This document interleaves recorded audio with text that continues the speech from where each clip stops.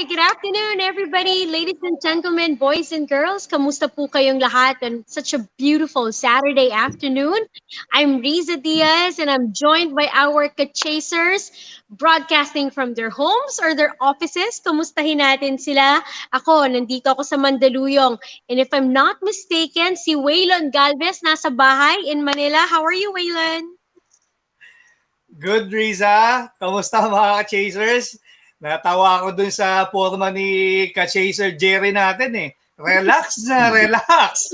Kaya ganyan, dapat ang ano natin, ang gawin lang natin, relax lang tayo. Dahil nandito tayo sa paboritong tambayan tuwing Sabado. At kasing lupit nitong bigote ko, ang episode natin ngayon dahil marami kaming kwento sa inyo. Marami kaming balita at may mga special guest. Tutok lang kayo 2 oras mga ka-chasers. Riza? Totoo yan, Waylon, because there's a lot of things that happen in the world of sports, not only here in our country, but also abroad. And kukwentuhan tayo, syempre, ni Abak Cordero. Marami siyang baon this afternoon. Hi, Abak. Hi, Riza. Hi, Sir Jerry. Hi, Sir Waylon. Ang balita. Yes, sir. Oo nga, parang naiingit ako nasa opisina, naiingit ako sa pwesto ni Jerry. Parang pwede humiga. Ganda pa t-shirt. Duda ako, naka-shorts lang to o naka-kursulsilyo lang sa baba. Malamang. Anyway, relax. Talaga, si Jerry, relax sa ating lahat. Diyan lang po kayo, 2 to 4 po tayo. Mm-hmm. And completing our cast is Jerry Ramos. Hi, Jerry. Ay. Gising pa yun. Tutulog kapitbahay eh. Oo nga. Hello mga ka-chasers. Hi Riz, Abak, and Waylon. And 6 days na lang ha. Balik PBA na tayo. Oo. Magre-resume na ang PBA Governors Cup. Oo, alam ko maraming mga, hindi lang si Riza ang excited, pero siyempre lahat ng mga PBA fans na talagang naghihintay na makabalik muli ang pambansang liga natin. Kaya yan, himayin natin yan mamaya at as well as other happenings in the wide world of Philippine sports. Kaya, paring Saldi, relax ka lang dyan, sit back, and fasten your seatbelt, ha? Okay, Riza? Ayan. So let's welcome everybody to the show, mga nanonood sa atin via PBA Rush, those that are watching us via Facebook live stream, at ganun na rin sa mga nakikinig sa atin through Radyo 592.3 News FM. Let's welcome everybody. Again, this is the Chasedown. Simulan natin ang ating sports kwentuhan with our hot headlines. At nangunguna sa mga headlines natin ngayong linggo, good news. Nako, isa to sa mga pinaka-highlight ng linggong nagdaan. Pilipinas or our women's football team, pasok po sa 2023 FIFA Women's World Cup. Wow. And headline number 2. Tab Baldwin, nagbitiw. Chot Reyes, lek ba? Nas Gilas coach. Balik, coach Chot. Next page, direct. Right. Pakilipat. Ayan, oo. Lipat. Yan. Sabi ko nga kanina, PBA updates. Yes, dahil magbabalik na ang Governors Cup this February 11 at the Araneta Coliseum. Siyempre, ayan mga players, yung isa dyan, nagpalit na ng uniforme at maglalaro sa kanyang bagong koponan sa pagbabalik ng PBA. Malalaman natin yan mamaya. Eto, maganda to. Eto, ayan yun eh, oh. Ayan, oh, idol. Rafael Nadal. Nakuha ang ika-21 Grand Slam. Yan si Idol Rafael Nadal. Pag-usapan natin mamaya yan.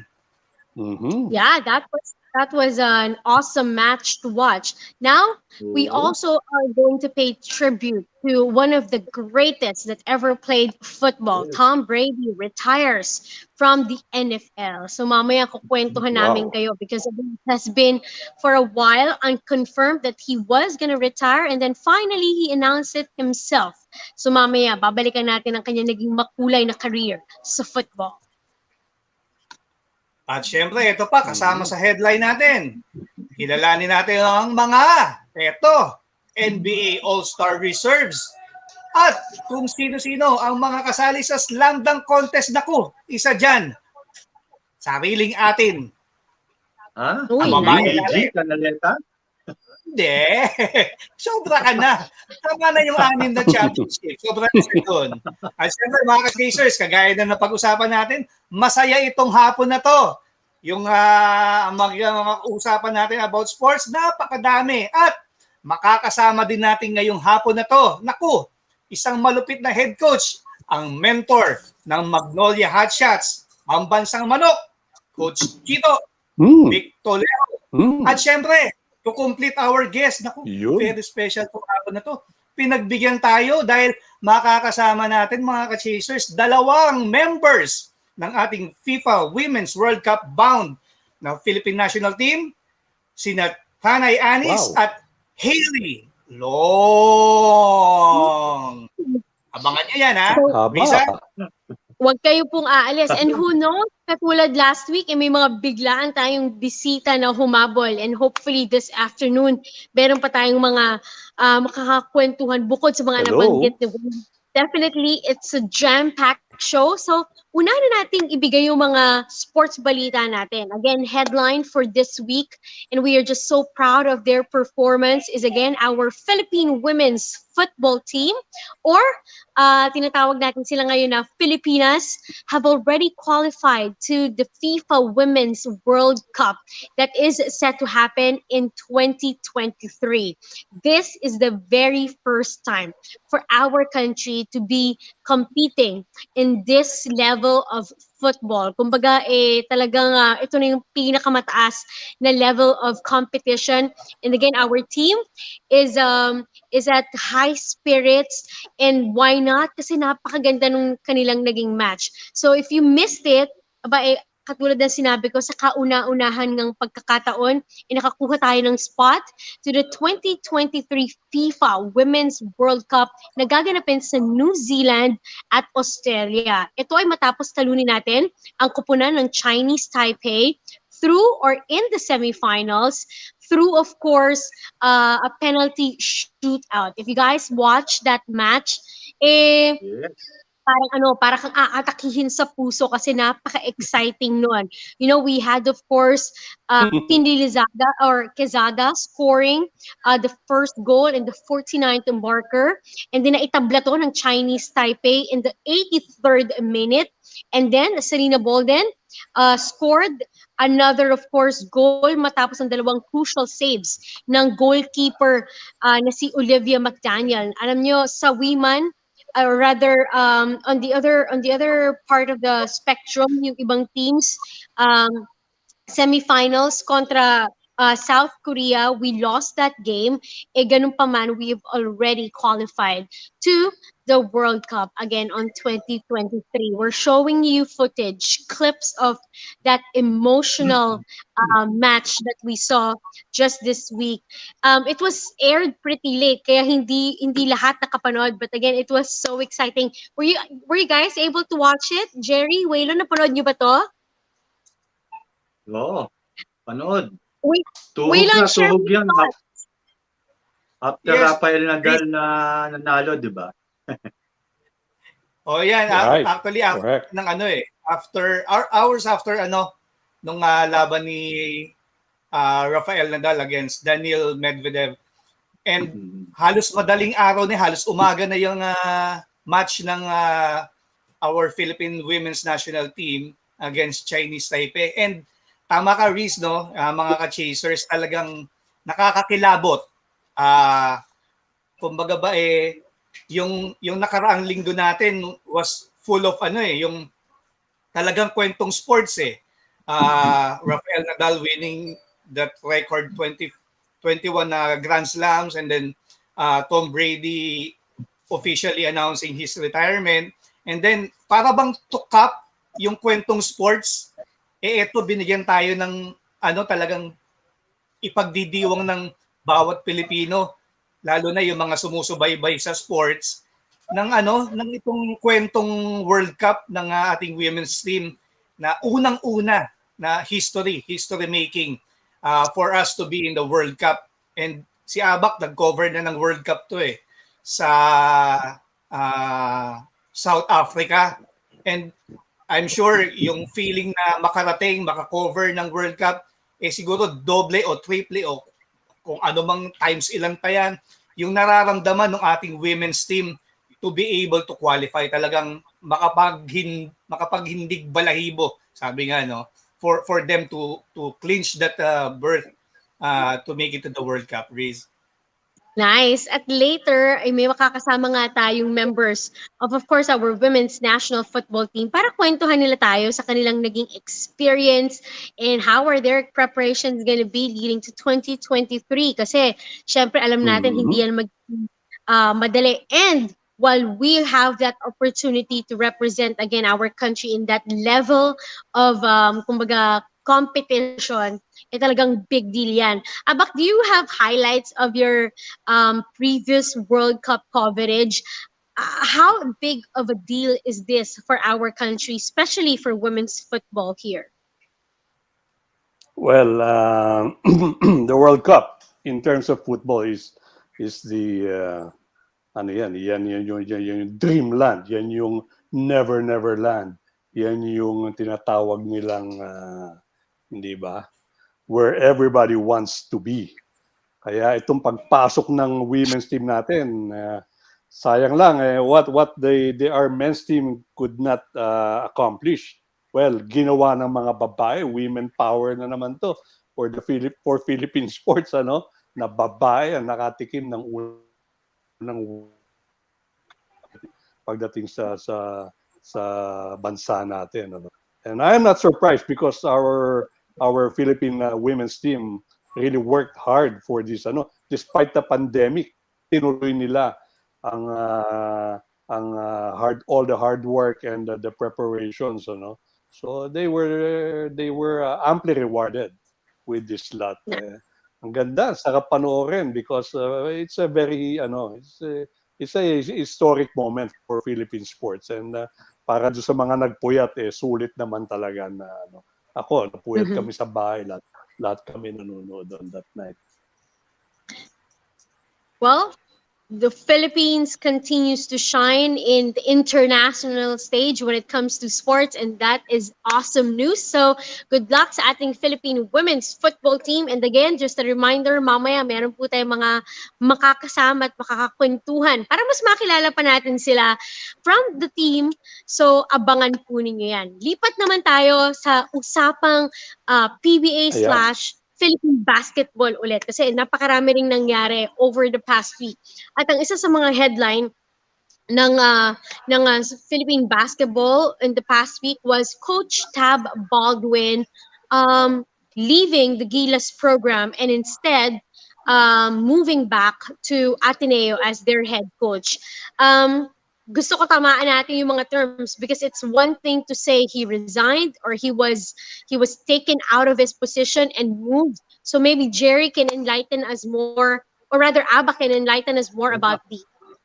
Abba, can you tell us what happened? Yes, Riza. What happened was that we were all surprised with the decision. I'm sure merong konting nakakaamoy, pero when it was announced, still it was a big surprise, na sa pagbibitiw ni Coach Tab Baldwin as a head coach of the Gilas Pilipinas, and also as a national team project program director. It goes with the position, and also coming in to fill in those vacancy, Coach Chot Reyes. And siya naman talagang ang unang arkitekto nitong Gilas Gilas team natin na to, no? So, doon, hindi ako nagulat when it was Chot Reyes who took over, no? Si Reyes, si Chot naman, he brought the Gilas program to greater heights, ano? Yung puso, inintroduce niya yan. Kaya, ang pagpasok ni Chot is a very welcome development, ano? Kinonfirm na rin naman ng SBP yan, ano? And today, they confirmed that Chot will also serve as the national team program director na, no? Napagdesisyonan, as you said, Riza, ni Tab Baldwin, whom we also admire and respect naman, na he wants to focus on his job as the Ateneo coach, ano. So we'll find out what comes out of this, ano. But I'm pretty sure the SBP did the right decision in well, umalis si Tab, binalik si Chot. So kayo, ano bang take ninyo dito? Jerry, I'm sure you have more knowledge on ako, ang comment ko lang dito is no comment. Wait, okay, so let's set the record straight. Coach Tab kind of like vacated his position as head coach for men's basketball team, and so is being like the consultant overall, correct, Abak? Tama ba yun? Yes, And Riza. now he's back with Ateneo because we know that UAAP is set to start in a few months and they will be in a bubble. So balik siya as head coach ng Ateneo. And also kasama rin sa spectrum na to is we heard about TNT being the core team that will compete in the said Asian qualifiers that is set to happen in 3 weeks, which of course is already coached by Coach Chot Reyes in the PBA. So napakaraming detalye. In my opinion, we have 3 weeks left before this qualifiers, and a lot of our national team players, the ones playing in the PBA actively, the others are abroad, committed to other ball clubs. I think it was a decision that is wisest at this point to send a team that's already kumbaga cohesive. They know each other. They've proven what they were able to accomplish in the All Filipino in the recent cup of the PBA, kung saan nagkampiyon sila. And Coach Chot Reyes has guys there too that has competed in the international scene, from Jason Castro to Pogoy to Eram to Troy Rosario. Hindi yan mga first timers. So naiintindihan ko may mga fans na nagsasabi na bakit talk and text ang ipapadala, bakit hindi si ganitong player, hindi kasali si ganyan. Time-wise talagang napakahirap to be able to gather everyone again on a very short notice. Okay, I want to get your thoughts about this. Jerry, may mga idadagdag ka ba? And do you agree that it's a better decision to just send talk and text? And parang minabasa ko, I think some other players are joining them. Like Dwight Ramos is set to come back also for this qualifiers. Yes, I think ngayon ang arrival ni Dwight Ramos from Japan. He was able to get the permission of his Japanese ball club para makalaro for this FIBA qualifiers 3 weeks from now. And then yung mga other Japanese, mga other Pinoy players na nasa Japan din, like Juan Gomez Deliano, pupunta rin dito. So, hindi ko lang alam kung kailan, no? But the other Gilas draftees na nasa pool, like sila JD Tongkab, Chadi Rangel, nasa Malarayat na kasi doon ang magiging bubble training ng Gilas Pilipinas.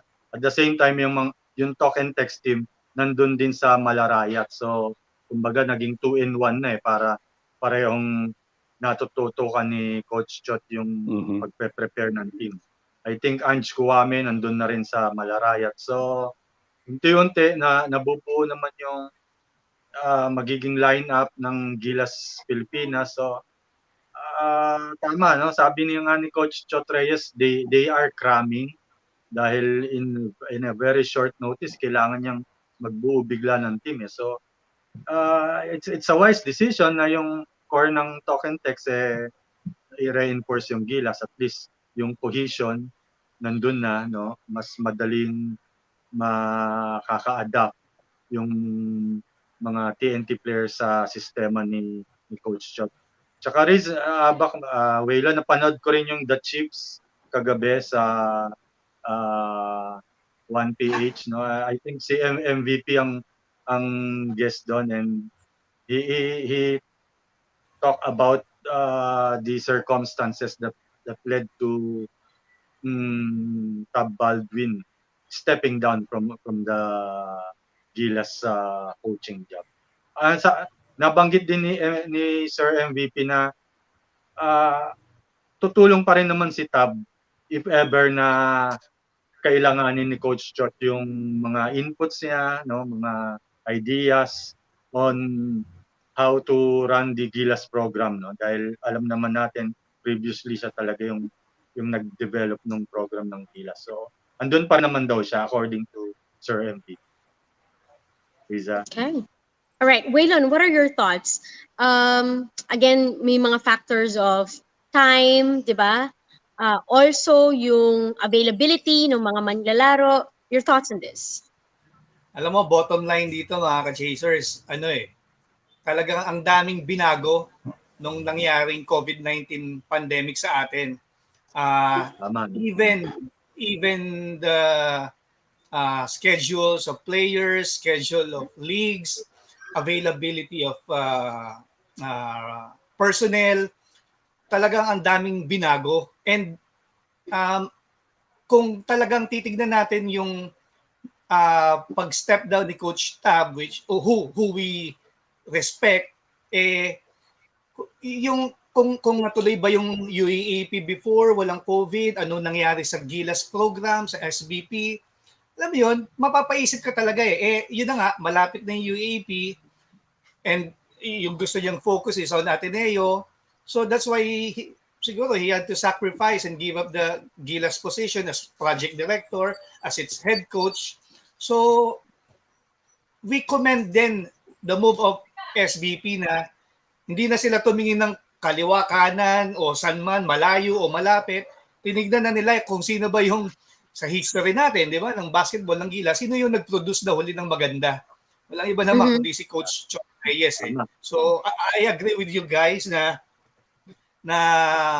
it was a very wise decision for the SBP to select Coach Chot as replacement nga ni Coach Tab. And tama, yun na nga, no?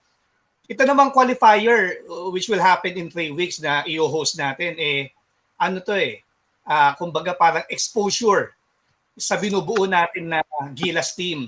Dahil we have to remember, qualified na tayo sa 2023 FIBA World Cup as a co-host with Japan and Indonesia, and we're also the main venue for the playoffs, for the knockout rounds. So kumbaga itong qualifier na to parang ano lang to kumbaga parang training ground for our national team leading up to the 2023 World Cup. So kumbaga hindi tayo dapat problema yung parating na tournament na ito in 3 weeks dahil qualified na tayo in the World Cup.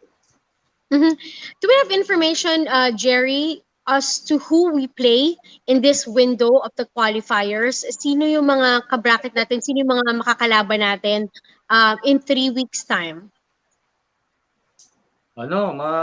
Magaan lang naman yung kagrupo natin, Australia, New Zealand, tsaka South Korea. Ang hina. Ayos naman pala. Madali lang yun. Ang hina. Pero sabi nga ni Waylon kanina, no, na actually qualified na naman tayo sa World Cup, no, 2023 FIBA World Cup. So ang ano kasi diyan, requirements pa rin ng FIBA, kahit na naka-qualify ka na dahil host country ka, kailangan ka pa rin mag-participate dun sa mga qualifiers na kanilang ginagawa, no.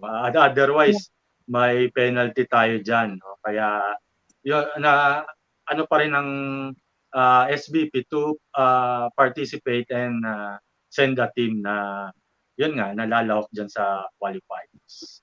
And let's not also discount again the talent of this team that we are sending. Kasi baka sabihin ng mga tao, hindi naman pala kailangan natin manalo dyan sa window na yan. Hindi kahit sino nang ipadala. Again, just to reiterate the talent of, kung core at core lang ng TNT yung pag-uusapan. You have Jason Castro, who's proven to be one of the best point guards in Asia. You have their players who's performed very well locally and internationally.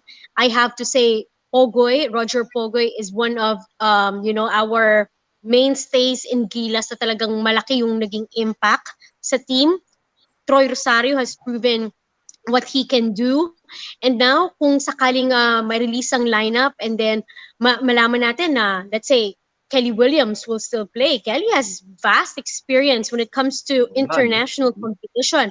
Even Ryan Reyes has experience playing for the national team. I could be missing out on other people. Poy Eram also. Alam natin, palaban yan. Hindi to basta-bastang hindi to basta-bastang kupunan. And again, you have Coach Chot Reyes, who we all know is a very effective motivator. They're saying kapag player ka ni Coach Chot, there's a different kind of fire that he can ignite in one that would really push you to give out your best. Meron siyang ganung kakayanan. So, it should be very exciting, but that window is no easy walk in the park. Tall Blacks, tama ba? New Zealand will be there. The Tall Blacks will be there. Australia is going to be very interesting to face. And of course, South Korea. Kaya. That's going to be super Kaya. exciting. Woo! Dali lang. Abak,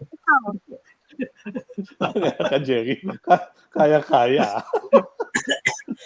Well, sayang nga no kung pwede lang si Mikey Williams doon sa lineup. Maganda rin sana panggila si Mikey, but I think yung citizenship niya, I mean yung Philippine passport niya came after he turned 16. So well anyway, I'm sure Coach Chot he always finds a way, Si Coach Chot naman is a very studious and he really does his homework. Ang problema lang kung sabay na nagte-training ngayon sa Malacayat yung Token Tex and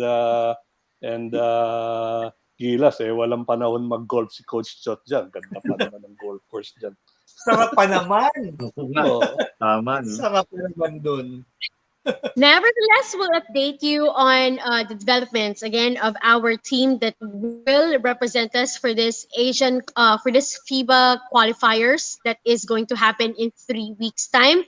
Kung meron na bang final lineup, and hopefully we could also get some word from SVP para mabigyan dinaw din ang ibang issues. Now we're going to take a quick break. When we come back, we're going to give you update naman on PBA kasi merong mga player movements, may mga update tayo about the games that is going to resume very soon at marami pang iba. Kaya wag po kayong aalis. Magbabalik po ang The Chasedown. Nabangan ko na talaga eh.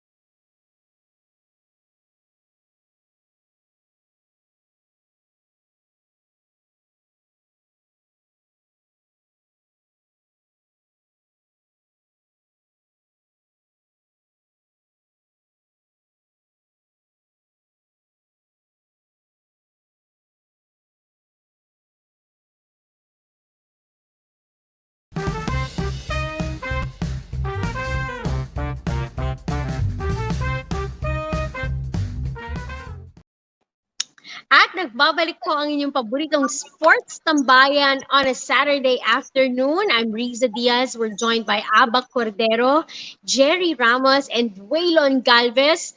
We're going to dish out the hottest and the freshest sports news again from here and abroad.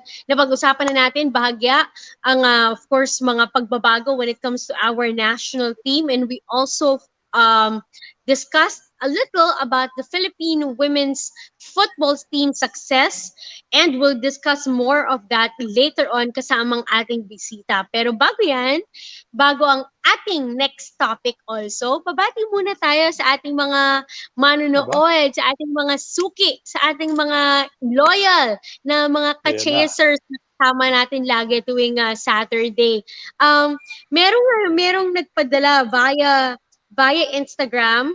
And I think this was, a lot of effort from his end. Dang S. Cordero, thank you so much for being one of the Chasedowns, kumbaga, best friends. Talaga namang, grabe yung support ni Dang Cordero sa atin. Dang, maraming salamat. Hope you're enjoying the show. Kilala ko yan.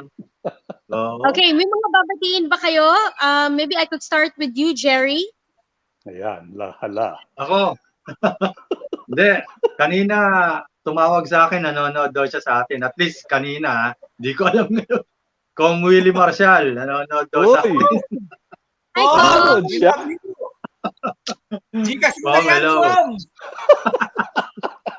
Yan ka nanonood, Gikas. Oo. At saka yung mga regular na barkada natin, sila Julian Lapid, yan, si Dang Cordero, isa sa mga suki natin yan. Alex Fuentes, NCAA, Management Committee. Yan, mga barkada natin. Oo, Sir Joey Romasanta, Sir Ruben Roque. Yan, saka yung Maysum Gang natin, habak. Nanonood yan, sila Robert Evangelista, Arsenic Lacson, yan, sila Neil King, Ariel Paredes, yan, marami. Hello sa inyo. Bolado. Yan, hello. Hi! Waylon, go ahead. Ito, batiin lang natin yung dating ex-girlfriend ni Jerry Ramos. Ani Abad, happy birthday. Doon ko umpisahan. Ating chasers, Kyle, Katantan, happy birthday. Noreen Hazul, Maurice Cabral, Stephen Francisco, Jonas Terrado, happy birthday. Fernando Tabugan, Tristan Tamayo, happy birthday. Ethel de Chavez Campbell, Ferdinand Maat, Coach Horacio Lim, dati ng Mapua, Michael Buendia, at of course, ito, apo ni paring Dave Coros, Baki, binata ka na. Baki. Happy birthday. At siyempre, yung dating Manila Bulletin, photo editor, photo boss, Albert Garcia. Albert, idol. Happy birthday. Belting, idol. Happy birthday. Abak, your turn. Ito na, 1 linggong backread. Nakita ko rin ang pangalan ng gusto kong batiin. si Kapitan, Mayor, Congressman, Danny Manlangit. Yun! Yan. Backread mo din. Grabe yung backread yan. Oo. 1 linggo yata. Mangilan-ngilan lang naman. Si Ed Bolado, pare. Condolence sa utol mo. Anyway, and si Engineer Lawrence, Ray Charles Larion, and of course, ito lang, isang bati lang, George.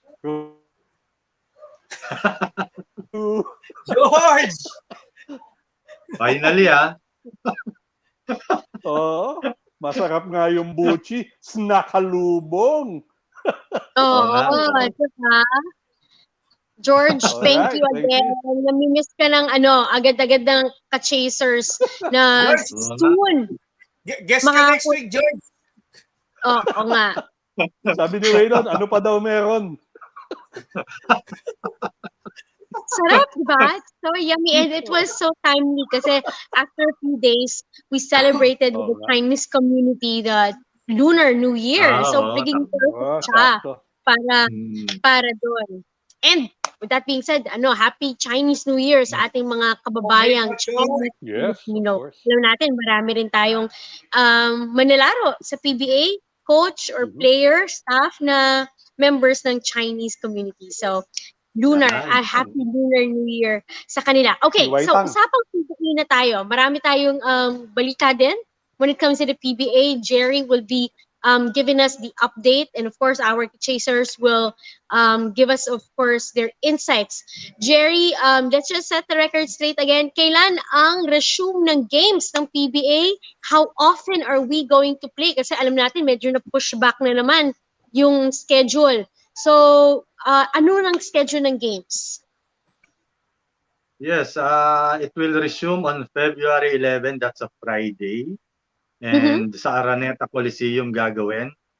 Double header every day from Wednesday, Thursday, Friday, Saturday, and Sunday.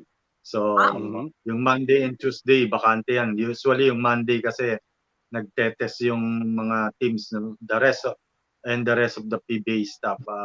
Tapos, pahinga ng Tuesday para malaman yung results ng mga RT-PCR test, and then, yan na, tuloy-tuloy na. Dire-diretso na.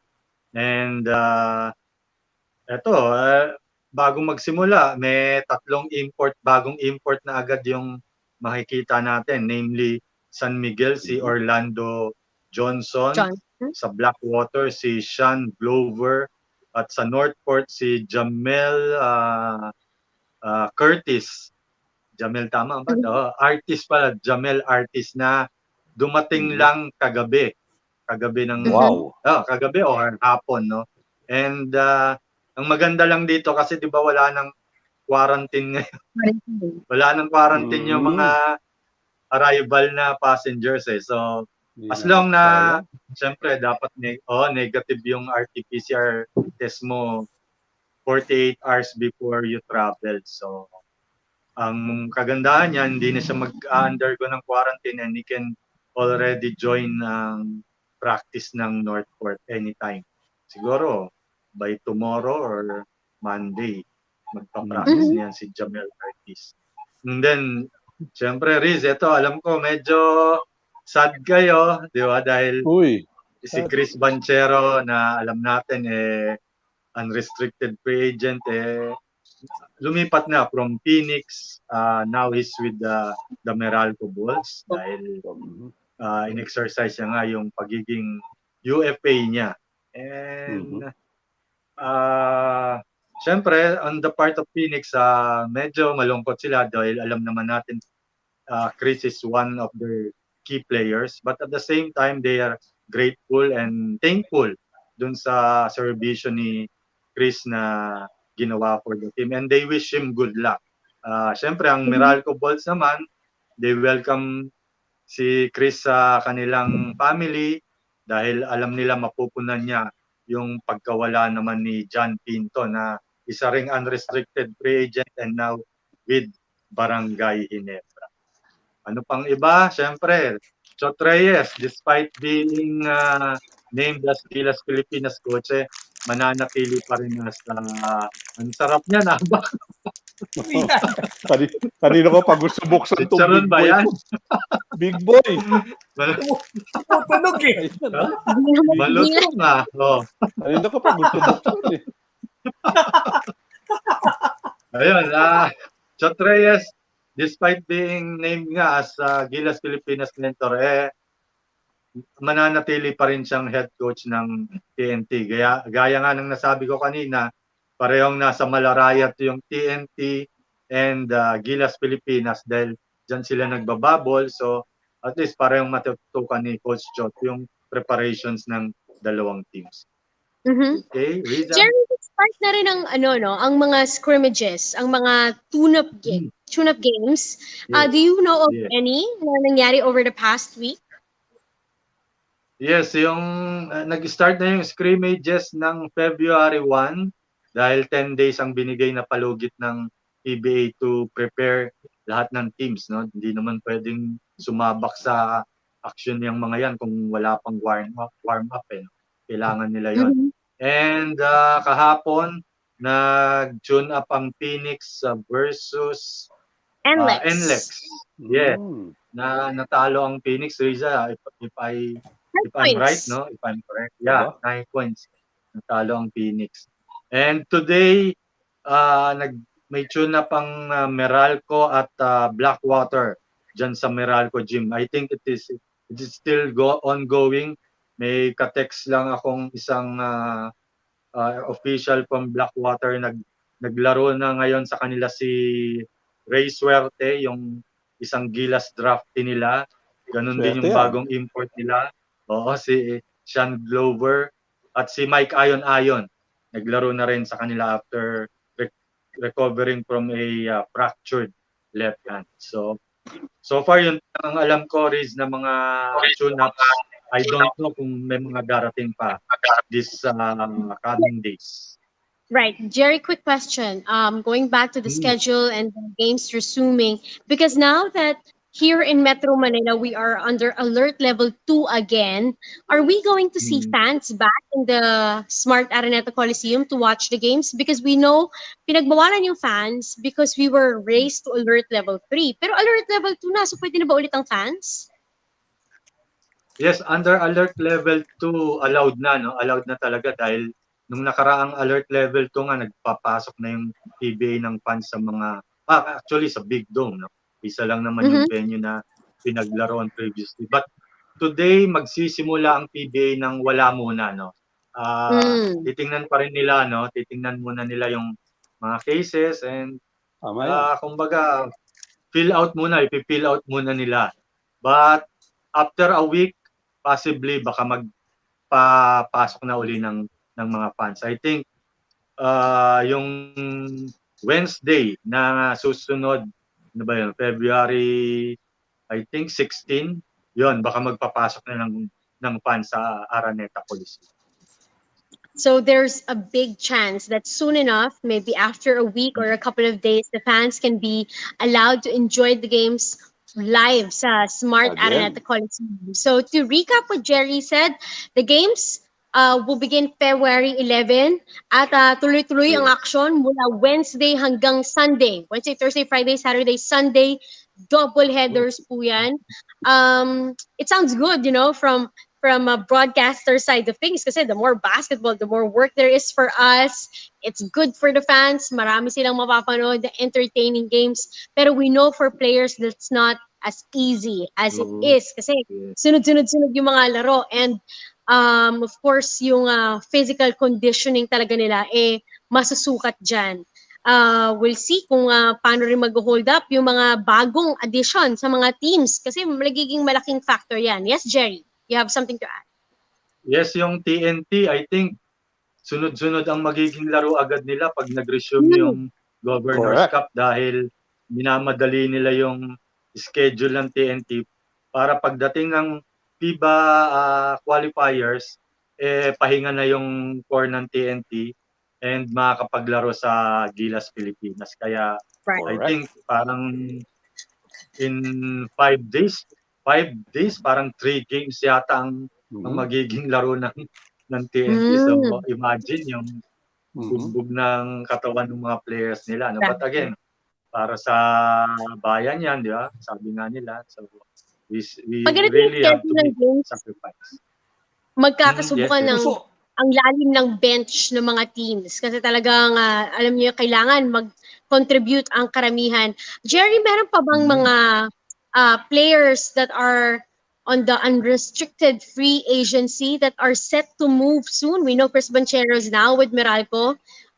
Cliff Ayan. Hodge had a lot to do with that deal to be kumbaga executed kasi alam natin Chris and Cliff are very good friends. So Yes. now they're finally going to be playing in the same team. Kaya nangyari din yan. Meron pa ba kayong mga alam na mag-move? While you're thinking about it, share ko lang kasi yesterday nga merong tune-up yung Phoenix at NLEX. Some of the guys of Phoenix, their contracts are expiring, so they're working out, they're negotiating sa mga extension. One of them is Jake Pascuala. This is just Nicky's story. He told me, Yes. before the game, Coach Topek spoke to him at kausap din niya yung mga ilang taga NLEX because they were in the same venue. Tapos pumasok daw siya sa dugout. Sabi niya, guys, ano ako, on the way na ako to NLEX. So lahat sila parang, ha?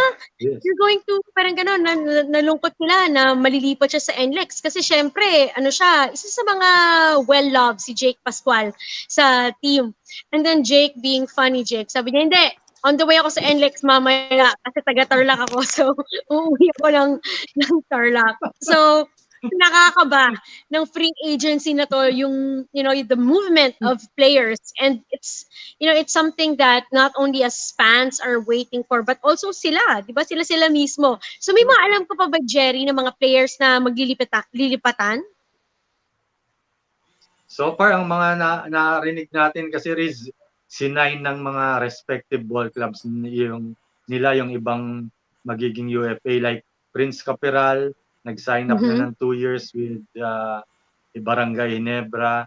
And alam ko si Jake Pascual, when I talked to Sir Paulo Bugia, sinasabi niya they're negotiating na and hopefully he's keeping his fingers crossed na mag-agree si Jake to stay with Phoenix. So, yun muna. I think si Paulo ano na? Go ahead, Jerry. Yeah. Si Paula Taha, I think, is also negotiating with the Northport. And more likely, baka mag-stay din siya. Yun ang naririnig.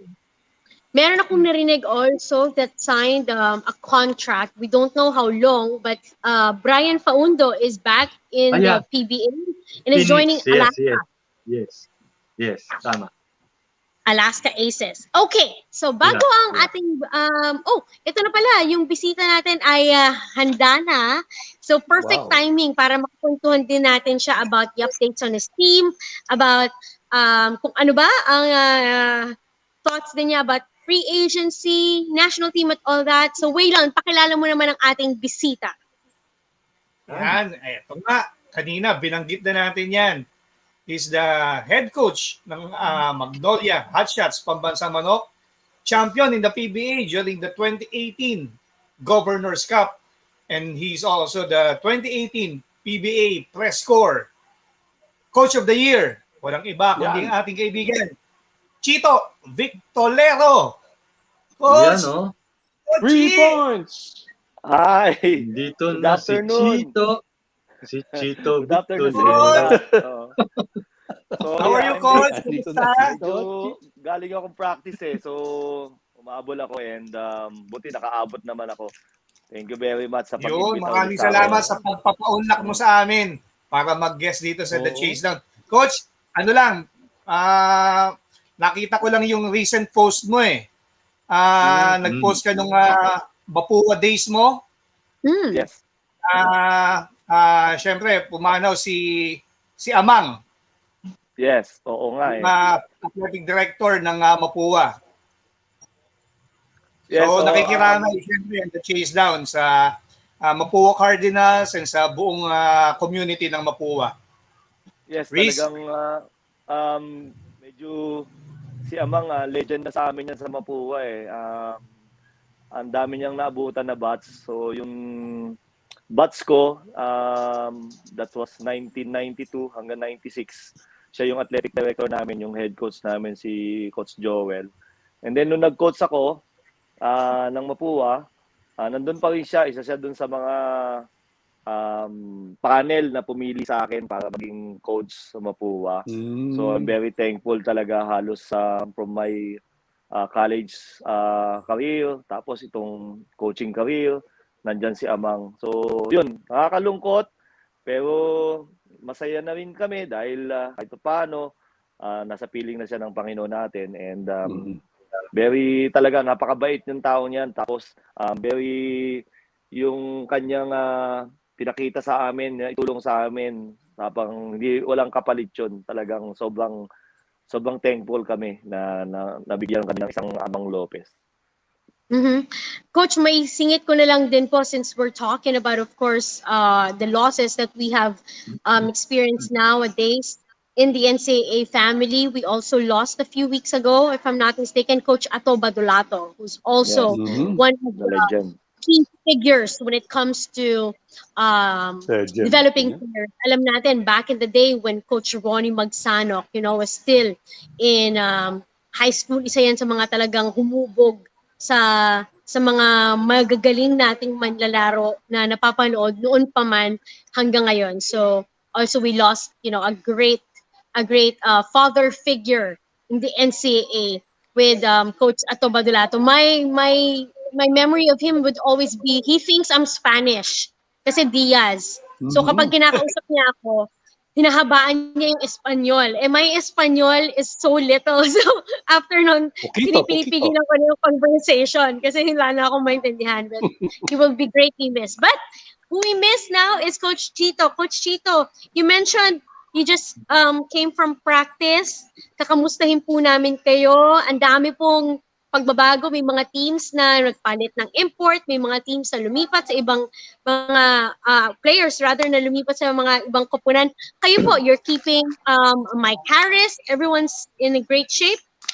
Kamusta po ang Magnolia Hotshots? We're very happy po dun sa performance ni Mike, yung contribution niya sa Magnolia, sa amin. We're very happy yung leadership niya, talagang nandun. Even itong nangyaring yung na-stop tayo, sometimes siya pa yung nagli-lead nung training namin eh.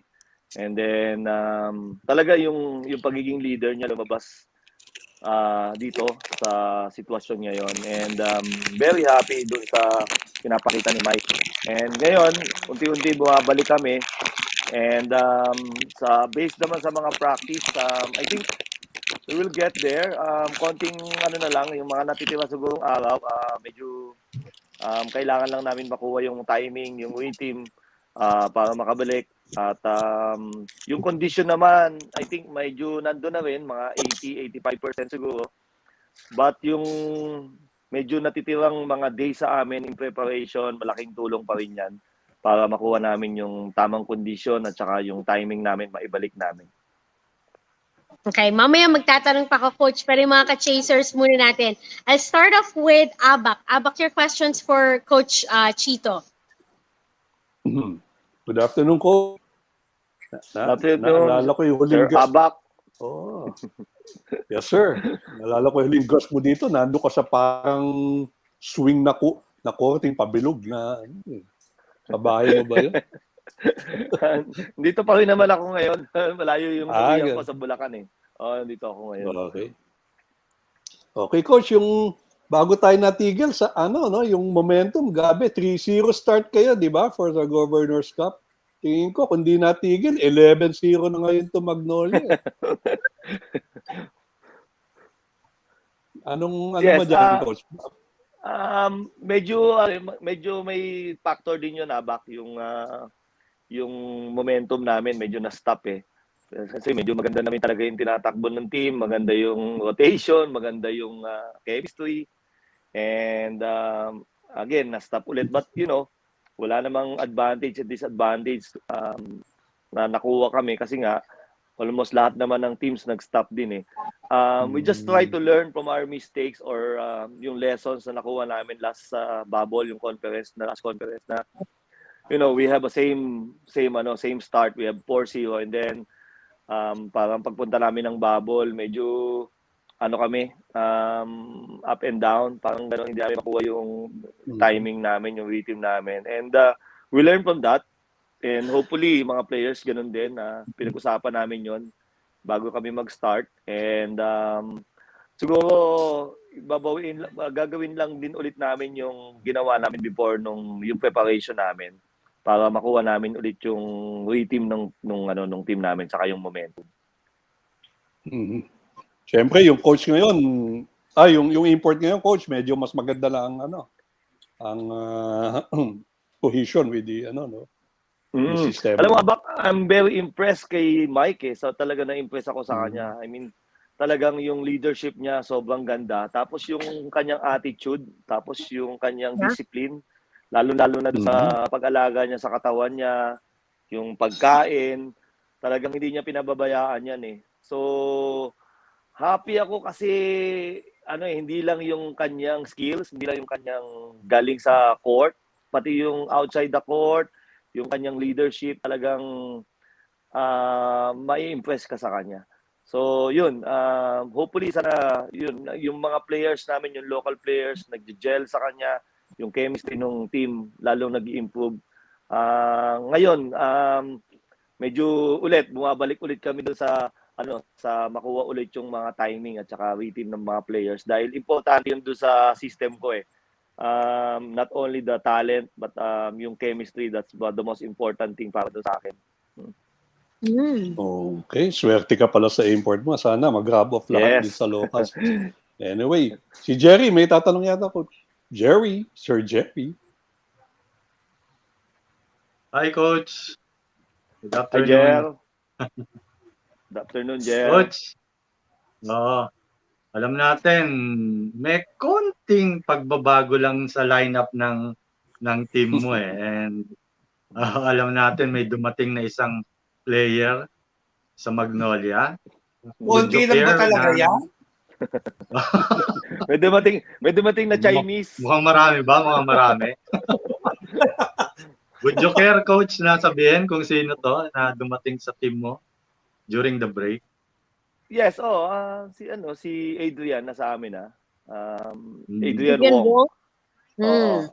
Napunta siya sa amin to I think parang restricted free agent yata siya. And then malaking tulong dun sa namin sa position ng guard sa small forward because he plays sa multiple position 1 to 3 and I think yung kanyang energy, yung kanyang athleticism makakatulong siya. But I talked to him na we're not rush things kumbaga dun sa mga gagawin niya.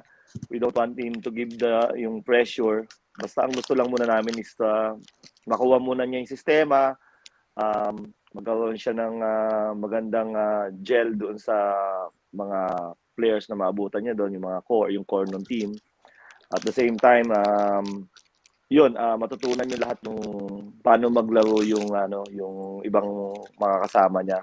And again, the chemistry is very important. So yun lang, sabi ko lang kay Adrian, importante makilala muna niya yung team at malaman niya yung sistema namin. And bata pa naman siya I mean, yun lang yung kagustuhan namin doon Medyo nakakakuha man ng mga batang players ngayon like James Laput, Adrian Wong, si Aris Dionisio, and then Jeric Ahanisi. So parang yung nababalanse namin yung veteran doon sa mga young players. Ano ba yan, Coach? Kursunada nyo ba talaga si Adrian Wong? Nung nagkaroon ng pagkakataon na available siya, kinuha niyo talaga siya? Actually, nung narandaan ko kasi, Jeff, nung 2019, nung nagpa-drop yan, number 1 din siya doon sa list namin.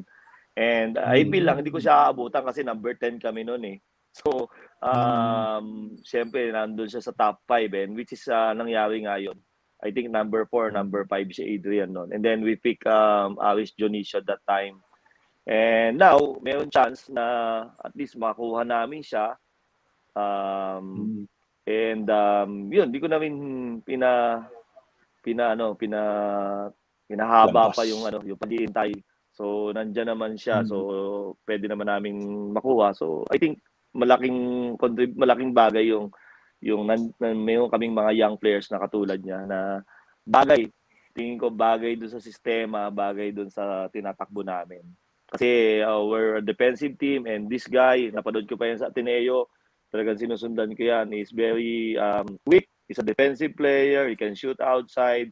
He can play multiple positions. A guard that can play 1 to 3 positions. I think he's 6'2 or 6'3 na talagang pwede mong asahan. So, yun nga lang. Siyempre, he's in the middle of the conference na napunta sa amin. We don't want also na parang ma-rush yung niya, kailangan niya kagad mag-contribute. Yun yung pinag-usapan namin. Hindi naman kailangan ganun kagad. Importante lang is nandito na siya sa amin at just like Aris, yun, unti-unti, kino-convert namin siya dun sa gusto namin position sa kanya. Ngayon, nakaka-contribute na si Aris ng maganda sa team. So, yun lang. Hindi namin kailangan siguro maging rush lang dun sa pinapagawa namin sa kanya. Okay. One last question, Coach. Yung mga players mo, healthy na ba? And I think si Rafi nandito na, no? Dumating na. Yes. Mm-mm. Rapi, nandito na. I think nag-arrive siya nung first week ng January and then naka-join na sa amin sa mga individual skills namin sa group. And then now sa team practice na join na rin siya. And then si Paul, naka-recover na siya dun sa injury niya nung last game namin, nung Clasico. And maganda rin, malaking tulong yung break kasi gumaling yung mga may injury sa amin. But ang problema lang namin ngayon, during the skills or yung mga group practice, medyo na-injure si Aris Dionisio. Medyo pinapagaling namin siya ngayon. But it's not a major injury pero kailangan lang niya mag-stop and nito pa lang mga past few days pa lang siya nag-join sa amin. And James Laput, meron lang din siyang konting iniinda. But it's a minor injury din. Pero yun lang, hindi pa siya nakaka-join sa amin kanina sa practice. So hopefully, before the game, makompleto kami. Yun yung update Coach, sa team isa lang. namin ngayon. Isang follow-up lang. Si Rafi maglalaro na sa inyo? Ibig sabihin ba vaccinated na siya? Yes, oo. Ang inano niya yung Johnson & Johnson. So isang ano lang 'yon, isang dose lang, parang Single dose. Oo. Thank you, Coach. Okay, thank you, Jer. Yan, good news yan para sa Magnolia Hotshots. Waylon is set to ask the next question for Coach Chito. Go, Waylon. Hello? Oo. Ba? Oo, ito. Oh. Tinawagan pa? Opo, tatanong po, opo. Yes, Wow. yes. Lon, baka ano yan, ha? Coach, may tumawag, pinapatanong, hindi ko mahindihan, Coach. Baka ano yan, Onin. Lon, ha? Baka binabelt yan, ha? Pero, kita mo naman, ang kulit, binatatanong. Pero didiretsuhin ko na yung tanong, Coach. Meron ba yung may lumabas na balita yung tungkol sa Japan Ano ba yan, Coach? Ikutuhanan ba yan? Nakinukuha ka daw doon? O ano lang to, Coach? Para lang once and for all, Coach. To set the record straight. Yan. Yeah, the story, Waylon, is there's one agency that called me and parang tinatanong lang niya kung may alam ba ako regarding sa B-League. So parang ini-introduce niya yung B-League, ano ba yung meron doon, what, and sabi ko may mga nadidinig naman ako regarding sa B-League, but hindi ko din alam naman kung ano yung ang klase ng liga, kung anong doon liga. But they just try to talk to me kung ano muna yung parang interview lang na kung ano yung klaseng liga yung B-League. And then there's no definite or legit na offer na meron ganito. Diba? But I talked to him na kung ano ba yung ginagawa ko ngayon, ano ba yung parang saan ba ako naka-focus, parang ganyan. And I talked to him straight na right now try to focus muna dun sa Magnolia Hotshots, which is medyo maganda naman talaga yung tinatakbo namin, and also with my family and sa mga small business ko dito. And di naman natin tinatanggal yung mga opportunity ganon. But right now, ang gusto ko lang muna is maka-focus muna ako dito sa Magnolia, which is medyo maganda yung team namin ngayon. Maganda yung core na nabuo ko. I think for the next 2 to 3 years, maganda yung core na yan. And I'm very happy with the support of the management, with the support of the players and my coaching staff. And yun yung muna yung focus ko ngayon. And I don't want to think about yet doon sa mga outside doon muna. Pero Coach, to follow up lang, no? Parang, di ba, parang magandang oportunidad din. Sabi mo ngayon, focus mo is on your team na Magnolia Hotshots. Pero in the future, kung mabigyan ka ng oportunidad nga, for a Filipino to coach abroad, lalo na yung ganung quality ng liga, kumbaga hindi mo sinasabi. Oo. Hindi naman natin alam yung future natin, Lon, di ba? Parang hindi naman natin alam kung saan tayo papunta. Di ba? Basta ako, I just try to live on the present. Okay? I have the opportunity na given the opportunity na makapag-coach sa PBA, malaking bagay na yon. At tapos I'm kumbaga nandito pa ako sa team na talagang sinusuportahan ko dati pa. I mean, one of the fan of the legend Alvin Patrimonio. Kumbaga masarap yung feeling, di ba? Lalo-lalo na yung suporta ng management, talagang si Boss RSA talagang yung suporta niya sa team namin, yung mga kailangan namin players na parang na nasusuportahan na kami, yung mga kulang namin, yung kailangan ng mga players namin. And very happy lalo na yung performance. So right now, of course, the future hindi mo masabi eh, 'di ba? So hindi naman natin sinasama 'yon, hindi naman natin sinasabing hindi. Pero sabi ko lang is masaya ako ngayon, maganda yung tinatakbo namin, and yung family ko at saka yung medyo yung mga small na negosyo ko na asikaso ko dito. So I think yun lang, Lon. Kung sakaling mangyari man sa future yon, hindi ko pa rin alam, pero hindi natin pwedeng isara. Katulad ng mga opportunity na nangyari ngayon, hindi ko naman alam na makapag-coach ako ng Pure Foods, ng Magnolia. So dati nasa college lang, 'di ba, sa Mapua, and then napunta sa Kia, tapos ngayon nasa Magnolia na. So yun, di natin pa rin alam after ilang years o ilang hindi natin alam. Basta ngayon masaya ako at nakapokus ako ngayon dun sa kung ano man yung ahead sa akin ngayon. Pag nagkataon, baka kailangan mo ng 3 kasama para hindi ka naman malulungkot kung nasa Japan ka. Yun ang masasabihin ko kay Coach eh. Coach, baka kailangan mo ng interpreter. Pwede na tayong kumain yan basta sa dito sa mga Japanese restaurant. Kung pupunta ka ng Japan, pwede rin kami. Sabi mo kami bahala sa'yo. Kami mag-i-interpret. Coach, kung iisip ka sino yung tumawag, ayaw magpa-mention ng pangalan eh. Pero itago na lang din natin sa initials na RSA. Hindi ko alam kung parehas yan doon sa RSA na sinasabi mo, pero yun ang initial nung tumawag. Ewan ko kung pareho, Coach. Hindi ko lang alam. Lona, mahilig ka mag-intriga. Coach Chito, last week po we had Mark Pingris in the show, and we showed yung mga pictures ng retirement niya. He was very emotional still, even though ang tagal, medyo ilang linggo na nakalipas. Tell me about that moment also with Mark Pingris. Nakausap niyo na po ba rin siya? Kasi sabi niya, isa po kayo sa mga gusto niyang tawagan because now he's going to take on a different capacity as a commissioner of a league.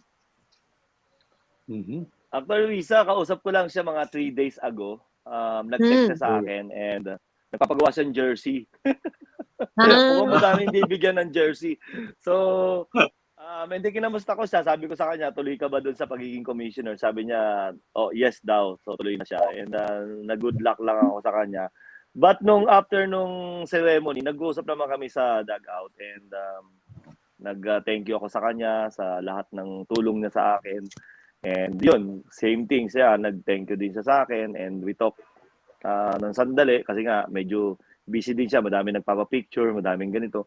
But yun pa lang katulad ng sinabi ko nung una, very thankful ako kay Ping because nung unang araw ko pa lang sa Pure Foods, nung nag-take over ako na sa head coach ng Pure Foods, si Ping agad yung nag-welcome sa akin at malaking bagay sila ni Rapi sa akin para ma-install ko yung sistema na gusto ko doon sa Pure Foods. Parang kung ano man yung i-run ko na system, yung sinuportahan ng dalawang veterano, talagang binigyan nila ng magandang suporta yung kung ano man yung gusto namin mangyari. And yun, naging madali lang sa akin. Hindi yun, especially yung cooperation nilang dalawa, talagang naging madali lang sa akin yung pag-install ko ng bagong sistema. Yun, kasi nga nagkasama naman kami ni Ping, college pa lang yan, magkasama na kami sa RP team eh. So, tapos si Rapi sa San Juan Knights. So, yun, naging maayos talaga, naging smooth yung lalo-lalo na yung first few weeks ko sa Magnolia. Nice. Okay, Coach. Naku, sayang. Maiksi lang yung panahon natin para magkwentuhan. Siguro next time, mas ano pa tayo, mas Yes, makikipagkwentuhan pa tayo kay Coach. May nakuha na mga lang, gusto nakuha na naman ni Ah. Waylon yung gusto niyang makadinig eh. Coach, ano lang yun, pinapatanong lang talaga. Wala akong intention, Coach. May gusto Nongga po ba kayo, tayo, Coach, Coach, nongga. pasalamatan at batiin before we let you go? Yes, I would like to thank dun sa lahat ng fans po ng Magnolia Hotshots. Thank you sa suporta, lalong-lalo na yung Christmas Day game namin. Ang daming sumuporta and nagdasal para sa amin. And pati na rin sa lahat ng PBA fans, thank you very much na hindi kayo nawawala. Same thing sa management namin, sa suporta, sa lahat ng staff. Dahil ngayon talagang medyo hirap kami dahil sa pandemic dahil nga na-stop na naman tayo. But because of the prayers and the support, nakakabalik-balik na ulit. And lahat ng fans, malapit na po ang PBA, February 11 na. And sana mag-iingat lang po tayo at sumunod po tayo sa tamang protocol para hindi tayo magkasakit. Yan. At see you on February 11. Magkita-kita po tayo sa mga games ulit. Hopefully, sana matuloy na yung may fans ulit para masaya. Nakaka-miss talaga yung mga fans. Oo. So, para kami mga college player, college coach ulit na nakakita kami ng fans, parang sobrang ginaganahan, ng gigigil lahat. So, yun. Oh. And yun, sana makabalik ulit sa pamagitan ng Panginoon natin na makatulungan tayo na mawala na yung virus na yan. Thank you very much sa inyo, sa lahat ng mga taga Chasedown, kay Waylon, Jerry, Risa, and Abak. Thank you very much sa pag-invite sa akin. Huwag kayong magsasawa. Ano ba yung mga Coach, malapit na yung summer edition ng Chasedown dun sa Kami resort naman mo. invite mo, Coach. D-Farm Ano mo, ba yung Coach. negosyo? D-Farm. Dito nyo Ano ba gawin yung sa negosyo na B-Farm. yan? Dito kayo mag-shoot. Yan. Yan. Dito kayo mag-shoot sa B-Farm. Thank you, Mag-swimming Coach. trunks kami Swimming trunks. Yeah, thank you very See you, much. Coach. See you. See you. Salamat po. Thank you. Bye.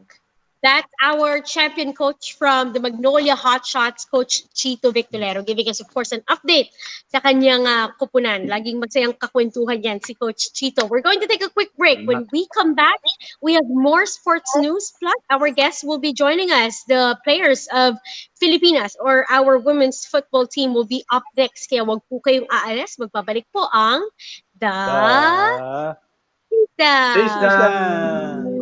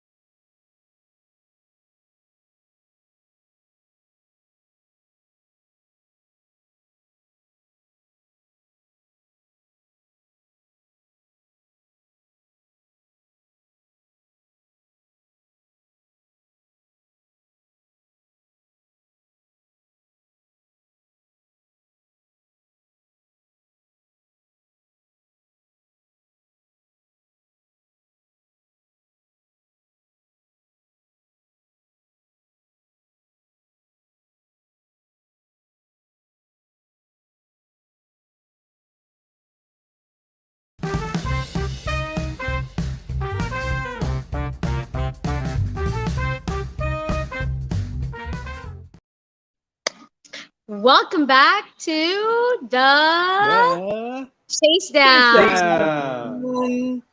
Galing ah. Kami pang inyong ka-chasers. I'm Riza Diaz. We have Alba Cordero, Jerry Ramos, and Waylon Galvez. Welcoming you again to the show. Sana po nag-enjoy po kayo at sana safe at healthy po ang lahat. We just finished talking to Coach Chito Victolero.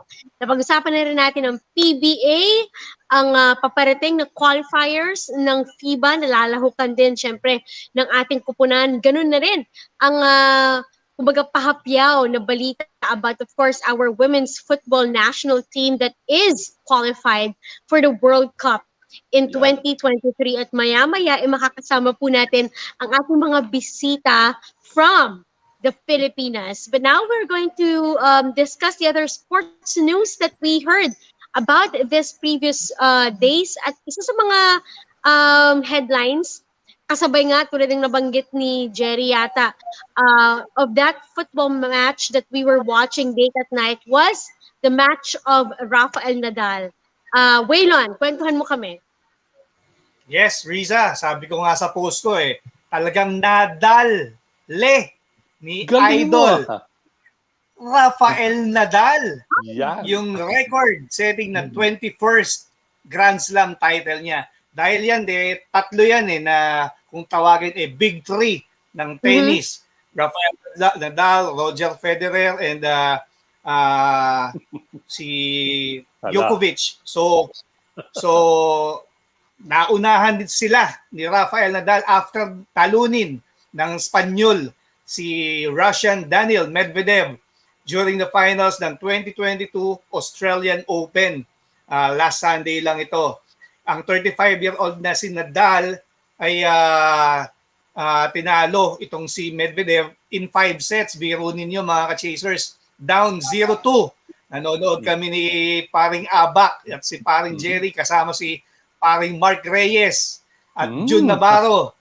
Ang match na ito online. Talagang sa Viber namin nag-chat-chat kami ganong ka-exciting itong laban na ito ni Rafa. Dahil after going down 0-2, umiscore ng 3 sets itong si Nadal para kunin ang ika-21st din niyang title.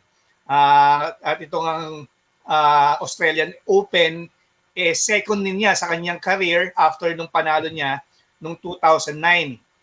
Ang tagal nitong laban na to, umabot ng 5 oras, 24 minutes. In history, ito ang ikalawa sa pinakamahabang Australian Open final. Kasunod ng 2012 na finals din kung saan tinalo ni Djokovic si Nadal in 5 hours and 53 minutes.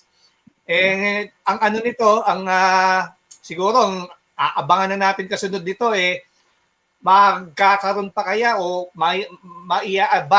advance pa ba ni Nadal yung title collection niya to 22, 23, or makakatabla naman yung isa dun sa Big Three na si Roger Federer at si Djokovic ng Serbia. So tingnan natin, talagang exciting itong tennis na to dahil we're watching greatness. Kaya ako, big fan ako ni Rafa kaysa kay paring Roger natin at kay Novak Djokovic. French Open ang sunod. Nice. Yeah. So, congratulations, Rafael Nadal. Very quick.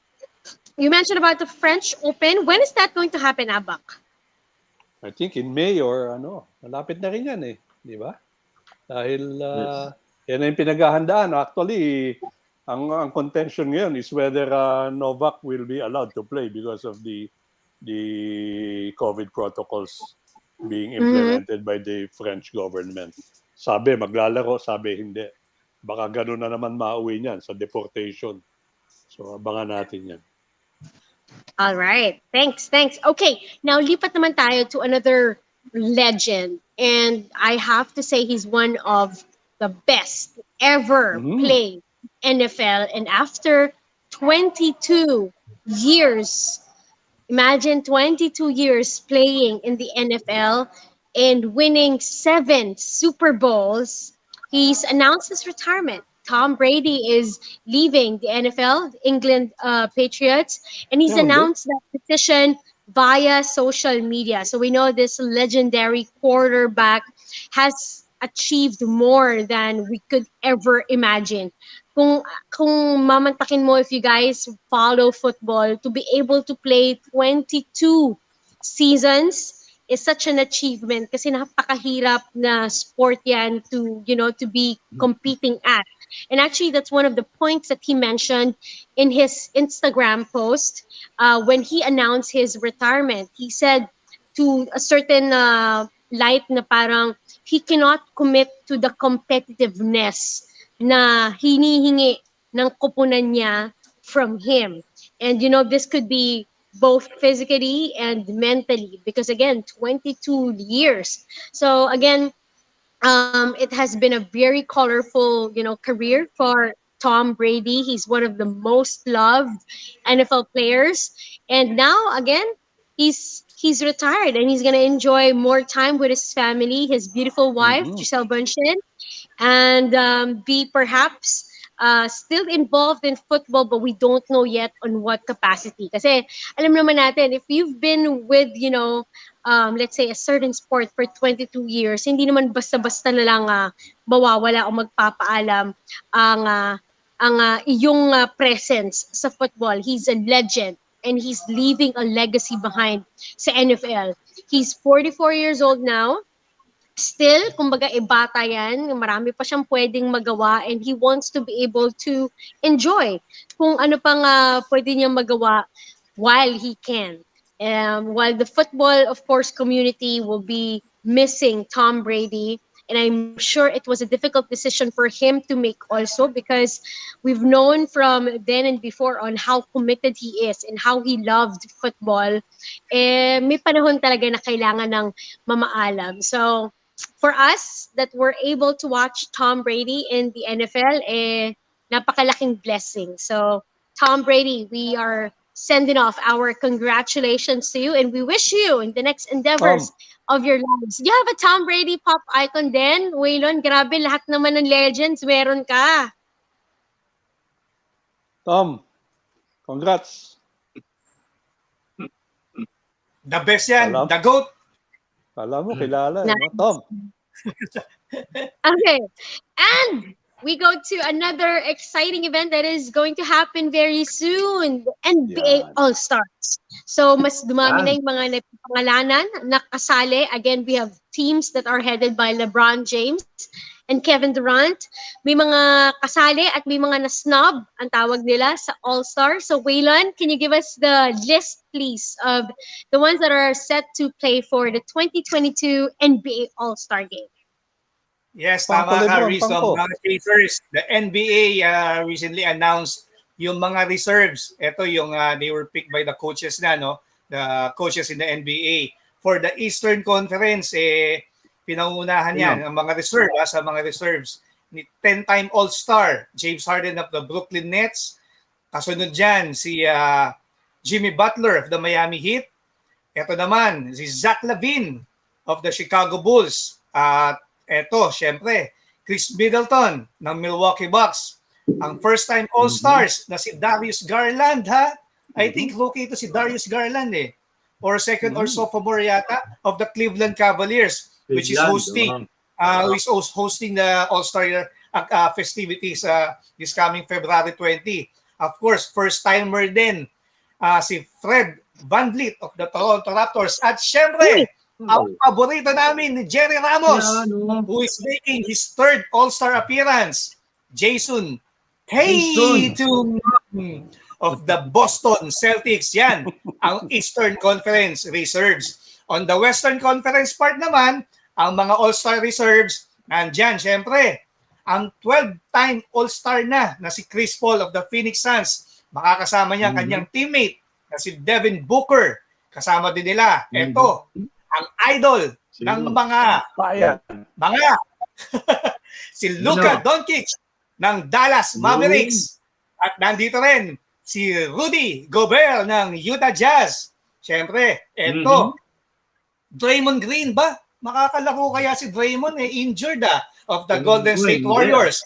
At nandyan din, first time, kakampi niya dyan, starter nga, yung si Andrew Wiggins. Ito din makakasama ng West, si Donovan Mitchell ng the Jazz, and completing the Western reserves, si Karl Anthony Towns or Cat ng Minnesota Timberwolves. Pero mga ka-chasers, bukod dyan sa West and East All-Star Game, isa sa exciting prior to the All-Star Game yung All-Star festivities, including the slam dunk contest. Dahil isang participant dyan, sabi ko kanina, atin to, Jalen Green of the Houston Rockets, rookie. He's hoping to become the pang 15 rookie in the NBA to win the slam dunk title. Makakalaban niya dyan. Ako, medyo matindi-tindi to. Si Obi Toppin of the New York Knicks, Cole Anthony of the Orlando Magic, Juan Toscano Anderson of the Golden State Warriors. Kaya yan, abangan natin yan. Siyempre, kanino pa ba tayo mag-cheer? Kundi siyempre, Spadweb. Jalen Green tayo dito, ha? Jalen Green. Bukod sa slam dunk contest, makakasama din si Jalen Green sa rookies and sophomores game na before the All-Star game linalaro yan. So maganda, exciting to. Exciting dahil makakapanood tayo ng isang Jalen Green na magpa-participate sa All-Star festivities. Back to you, Reese. Nice. So again, the All-Star Game and the NBA action can be watched and seen here on Signal. Now our guests are ready, and we're so fortunate to be having them on the show this afternoon. It's our first time to speak to them, so ipakikilala ko na. We have first is of course the captain and midfielder of the Philippine women's football team. She played NCAA Division I in the University of Florida Gators from 2008 to 2011. Also played professionally in Iceland in top-tier football league from 2012 to 2014. Joining her on the show is a defender of the Philippine women's football team. She played for the University of Arkansas at Little Rock and also for the Little Rock Trojans from 2013 to 2016. We have from the Filipinas, or our Philippine women's football team, Tanay or Tanay Anis and Haley Long. Hey guys, hi. Hi. Okay, I'm Riza. That's Jerry in red. Waylon is the one wearing a Boston Celtics cap, and the gentleman in a hat is Abba Cordero. They are sports writers in the Philippines. I myself is a sportscaster as well. We're thanking you for joining us this afternoon. I apologize if I did not pronounce your names correctly. Please tell us how do we pronounce it? Is it Tanay? Tanay? It's Tane. Tane. Okay. Tane, thank you for joining us. And Haley. Yeah, Haley. Nice to have you on the show. So, how's everything? Congratulations, first and foremost.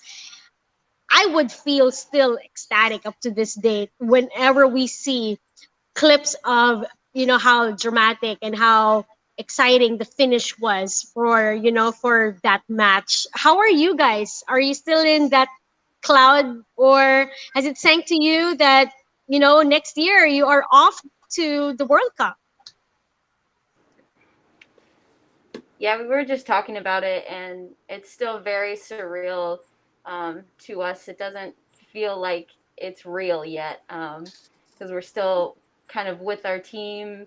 And I think once we all go back to where we live and we kind of have to re-enter the real world, I think it'll really hit us then what we just accomplished. How about you, Haley? I would agree. We were just talking about like, is it real? Like, did we actually do this? Are we about to talk about this now? And like what we felt and what we were gonna say, because it still feels the same. Like, it's really, really surreal. And I didn't know what it would feel like if it happened. So, and I still don't know, and it's happened. But yeah, maybe when we go back to the real world, it'll sink in more. Right. So currently, you guys are together. Are you in quarantine or something? What's going on? No, we actually, um, a lot of us made like an impromptu trip back to the Philippines. So instead of all of us going to our respective homes, they flew us straight here from India instead of all of us Mm-hmm. going home. So we're spending some time in the Philippines Yeah. before separating again. Okay, I'm stalking your Instagram accounts, and just for for everyone's information, including ours, Haiti has been in the Philippines, and you actually played for Kaya. How about you, Tanae? Is the Philippines, like, have you been here before? And tell us about your roots, your family here. Yeah.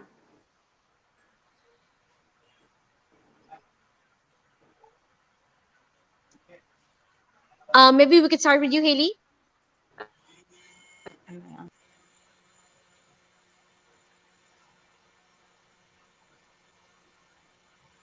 Okay, we're trying to fix the Nagkaroon connection we have problema. with our guests. Maybe you could rotate your phone on the other side. Yes, okay. Para mas makilala Wala. natin sila. But Naputol, ano? as they have mentioned, they're spending some time off para syempre malasap din naman yung tagumpay na na-achieve nila before, more work is to be done. Again, when you say World Cup, katulad yung sinabi ni Abak, parang dreamland yan, pangarap yan ng mga players na nagko-compete in football, and for us to be able to send the team to participate, to compete, and who knows, 'di ba, win, napakalaking bagay niyan. Parang kamakailan lang, let's just put it out Parang there. kailan Many lang. years ago, who would have thought, 'di ba, na aabot tayo to this level. They're very quiet in their moves, pero ang laki ng kanilang achievement. Again, so we're trying to reconnect back to our guests. Oh, they're back. Okay. Wala. Hi, and Haley, better connection? Yeah? Yeah, we just moved around. Hopefully, yeah. Okay. Um, Praying internet would stabilize. Your roots from the Yeah. Philippines. Tell us. The first time I actually got to the Philippines was back in our first campaign for the Women's Asian Cup in 2018. We had Mhm. a training camp here before we left for Jordan, and then I spent a little bit of time here after when we got back. So I didn't come here until I was an adult. But my mom and her family, she grew up in Lucena, Quezon, Mhm. and we still have. I know a lot of her cousins are here, and some of like more of our extended family are still Mhm. living So here in the Mhm. Philippines. Quezon province. Nice. That's a Mhm. road trip from Manila. Mhm. Easy to get there from here. Just a few hours. How about you, Haley? I'd been here when I was younger before, but then I started playing for the national team about halfway through college, and then so I had a nice little overlap. Um, and so after college, when I was graduated, I just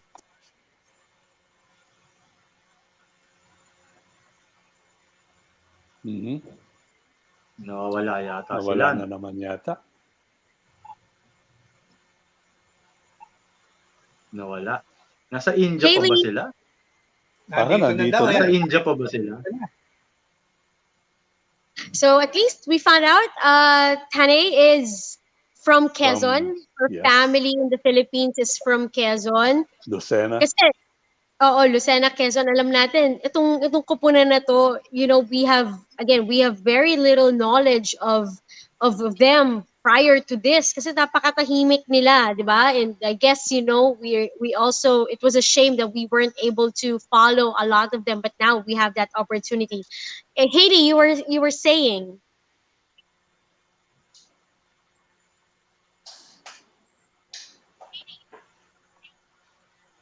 Naririnig ba nila tayo? Ladies, can you check your microphone, please? It might be muted.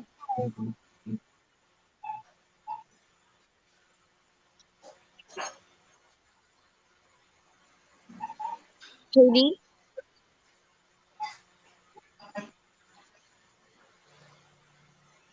can you hear us? Thumbs up if you can. Yeah. Okay. Yan, okay. Approve. But unfortunately, we can't hear Ma-approve ka you. pa. Hmm. So we'll try to fix it. Okay. Mm-hmm. So for our viewers that are watching us via Yeah. Facebook live stream, especially yung mga nagko-comment, padala niyo na yung mga questions ninyo. Pwede nating Mhm. itanong yan about our football national team. I remember just a few weeks ago, and I have to keep on reminding myself, we used to call them the Malditas, but they Oo changed nga. it and they instead wanted to be addressed as Filipinas. There was a debate somehow. I read online na may mga tao na sabi, okay naman yung Malditas. Maganda naman na moniker yon kasi it's not like being Maldita is, a bad thing. Kasi hindi naman sila Maldita in like personality. It's the way they play, like the fierceful kind of attitude that they bring in the pitch. Pero may nagsasabi naman din na mas maganda na palitan. So, I don't know what the ladies take on it. We can ask them later. But, we're hoping na maibalik natin sila sa show kasi I think they're having troubles with their internet connection. Okay, while we're waiting for our guest, maybe we could dish out very quick. Ayan na. Again, they're back. Ayan yata. Hi, guys. Can you Sorry. hear us? We changed rooms. Yan. Okay. Is it okay Yeah. now? Yes, we It's okay. appreciate the Yeah. effort, Better. to be able Sorry. to reconnect. It's totally fine. Haley, you were telling us about your Filipino family here. Yeah. So about my mom has 8 siblings, and half are in the States and half are here in the Philippines. But she was born and raised in Obando, Bulacan, and so majority of my family is there. A few are in Laguna, but not too far away either. Nice. So we have we have Tanae from Quezon and Haley from Bulacan. That's awesome. Okay, our other chasers would have questions for you guys. I think Abak is next to ask. Go ahead, Abak. Hi, Tanay, and hi, Haley. Hello. Congratulations, and we really almost lost sleep on that night, but it was all worth it. Yes. Anyway, my question is, among yourselves, do you ever, now that you're in the World Cup bound, do you, is everybody in, like nobody's leaving or no one's going out of the team, and you're keeping the lineup intact for the World Cup? Well, it's hard to say because we have, since being such a big mix of girls from either the States or here or other countries, we have a pretty big training pool at least. And it really depends on the availability of players, staff, and it, like logistically, we can, but we also couldn't. So it really just depends. It would be nice to, and I think a lot of people would want to be a part of something like this, but um, at least the girls that played in India are definitely all in. I mean, we kind of had to be for this past tournament we just had, or else we wouldn't have been able to accomplish what we accomplished. And how about you, Tani? Yeah, I think we definitely have a good core group of players that um, everyone's all in, especially everyone that was just with us. And I think um, from now until the World Cup, we also have a lot of tournaments coming up, and I'm sure that um, we're on the global map now, and I think that pool could get even bigger, and we definitely hope to have more from come back from the locals that are here in the Philippines as well. Now that kind of there's a little bit more freedom and openness with the pandemic. So hopefully our talent pool will just keep growing. But we definitely, everyone that was just with us in India is all in. Yes, that's actually what we would want to hear, because it's just as the saying goes, why fix when it ain't broke, right? So Yeah. we just hope to see all of you, yes, you're, according to your own words, being all in for the World Cup campaign. Thank you, Sally, Tanay, and Haley. Thank you. Thank you. Okay, Jerry, go ahead. Hi, Tane. Hi, Haley. Yeah. Hi. Congratulations, first of all. Thank you. Can you just bring us back to that moment during the penalty shootout with Chinese Taipei? How were you feeling back then? Were you nervous, or you're just chilling it out and enjoy the moment? What's your feeling back then? My feeling was very confident.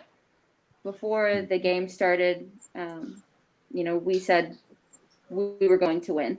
That was the Yeah. only option. So I think that with that mindset of losing and tying not being an option, and knowing that the only way to end this game is to win it, no matter how it was, if it was in regular time, if it was in extra time, or a penalty shootout that it came down to.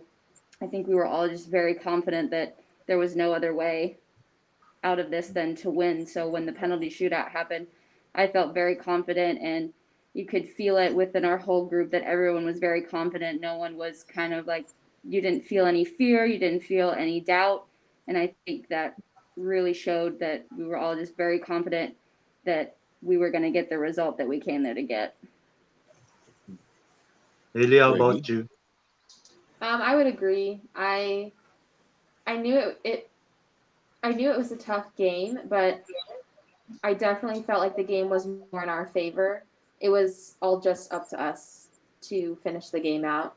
Um, and I was fully confident in myself and all of my teammates on the field, the subs who came in on the bench, and in the stands. I was really confident of the power we had as a group and how tight we have always stuck together through this whole campaign. We've had some really testing moments, especially with the pandemic and being away from our families over the holidays is a really testing moment. So I think I said this before, I never felt tighter as a group than we have in this campaign, and definitely in that moment that we had right there. Okay. Good luck to your World Cup campaign moving forward. Here's Thank Waylon for you. more questions. Yeah. Hi, Tane, Haley, congratulations. Thank Thank you you. so much. Before anything else, I'll just put here something here because I think I'll have those bleed later. So, Wala. You can. Tane, Kaya, kaya. yeah. Can you tell us what's ahead of the plans for the World Cup team? Playing the World Cup. I'm sure your mindset is not just to play there, just to enjoy being there. I'm sure you guys want to compete. So, what is going to be for the national team going to the World Cup? What will be the tournaments that you'll be joining to be well prepared for that event? Well, later this year we have Sea Games, and then we also have AFF. So those are two really Southeast Asian tournaments that we can take part in. Not sure if we'll have any international friendlies, but as far as our preparation, I mean, logistically that's up to staff and the federation, but we all know what we have to do, individually, and we all keep in contact like throughout when we're not in tournament anyways. So I don't think that'll change, and I think we'll all keep and hold each other accountable for what we're up to, what we're training, like where we're playing, kind of thing. But right now, it's all like very just individual about what we need to accomplish. Yeah. How about you, Haley? Oh, I mean, Yeah, how about Haley pretty much said it all. We have, at least 2 or 3 events upcoming this year that I think will really help us prepare, and we'll get a lot of time to spend in camps together and training together, to continue to build off of what we just did in the Asian Cup, and then hopefully we'll be able to get as many people playing as well, because what we need is 90-minute games under our belts, and we need a lot more of them. So hopefully we can get players playing places, and hopefully also get some friendlies from now until the World Cup. Mm-hmm. Anyway, I just want to put this out. Before, the team is called the Malditas, but there's a debate that if we're gonna use it or not use it. What are your thoughts about it? Being called the Malditas before or now? I think the team dropped the that moniker and stayed with the women's Philippine women's national team. That is kind of a subject we don't like to touch on. Okay. We all have our own personal opinions on it, and whether they're the same or different or indifferent, we just don't share them because we're just the national team, and we'll go with that. Mm-hmm. Agree. Anyway, thank you and good news to you guys. No nosebleed today. No nosebleed. Well, regardless of whatever this team is called, to be wearing the same colors, the Philippine flag in your jerseys is what matters most. And you brought, honor to our country with what you guys have done. And we're so excited, moving forward to 2023, the awareness that you have made after that match to the little girls here, the little boys that are wanting to get into football, to soccer, is just an awesome achievement already. So congratulations. I'm looking into, because I'm good friends also with the directors of Film Nation Select. They're about to have like a combine with Anton Del Rosario in LA. And that's a great thing because again, more Philams are wanting to get into football because of your success. So before we let you go, you might want to do some invites if there's anything like camps or tryouts or whatever combines that are happening. You want to thank also your fans and your families. Okay. Yeah, I just want to thank everyone that has supported me through this, especially because I didn't find the national team until later on in Mm-hmm. my playing career. And, I obviously wish that I would have been able to join at an earlier age, but, that didn't happen. But I'm just so thankful that I have the opportunity now, and to, just thank all of past coaches and everyone that has played, that has had a hand in the development of this national team. It wasn't just made overnight. So I think there's a lot of people involved along the way, and I just want to thank them and thank our whole staff that was with us, and everyone here that has been supporting us throughout this whole campaign. There's been, an overflow of messages, and just everyone posting and everyone just being so happy and congratulating us, and it's been really amazing to see all of the support that we've been given throughout this, and I just hope it continues, and I hope that more people and everywhere are playing and hearing about us and seeing what we're capable of. Haley? Yeah, that was very well said. Um, Nothing but agree with what T just said. To all the coaches that played apart for me, myself, and here. I mean, the players we have on the team have all been coached by different types of people, and it has made them into the players they are now. And we couldn't have done any of this without these people, those coaches, those trainers, everyone, the doctors, everyone. Um, so I would just like to thank everyone, even like all the way extended, for helping us get here. And all the people in the Philippines who have supported us since day one, and the people who newly support us now. It just feels so great, and we feel the love. We feel like the Pinoy power we have to hustle and to be determined to accomplish something and to make a change for women's football. It's incredible that we had that opportunity and we took it. And I don't think we're going to stop here. And I hope that everyone can see that and feel that and enjoy this with us and enjoy this journey with us, because we've come a long way. And I feel like our journey kind of has just begun now, like a new journey for us. And it's just incredible what we were able to accomplish with what we were given. And yeah, I would just like to thank the PFF and our manager, Sir Jeff Chang, for giving us this opportunity and helping hand to get us to where we are now. We couldn't have done it without them. And all the girls who are on this team, all the girls in the training pool who made each and every one of their teammates better. We couldn't have done it without each other. And yeah, I think that's it. And my family, of course, my family. Of course. Yeah. Thank you. We say thank you to you guys, and you deserve all the love that you're getting and all the more. We'll continue on praying for you all and supporting you until, of course, the World Cup in 2023. And I want some kits. So save me some if there's any.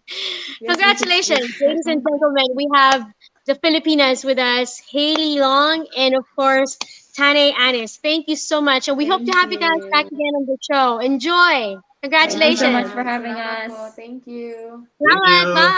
Stay safe. There you go. Salamat po. Our Filipinas on to the World Cup of football. Jerry, our sports blitz. Let's go. Naku.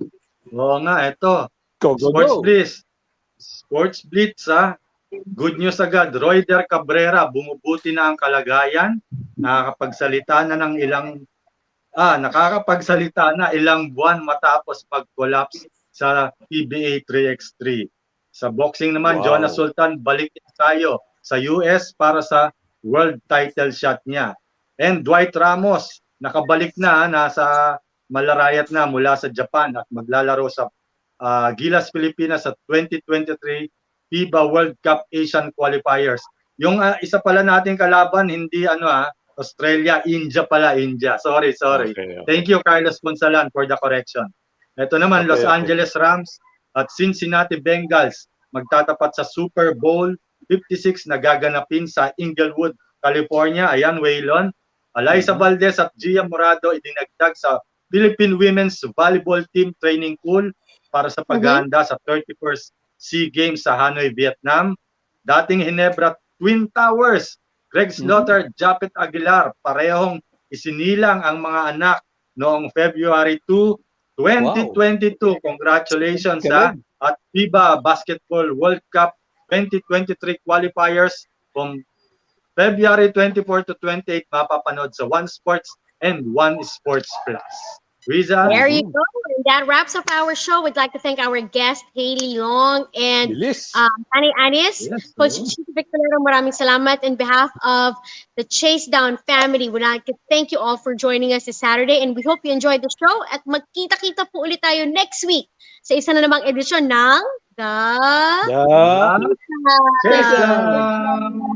See you next week. Bye. See you next week. Weekend, Lisa.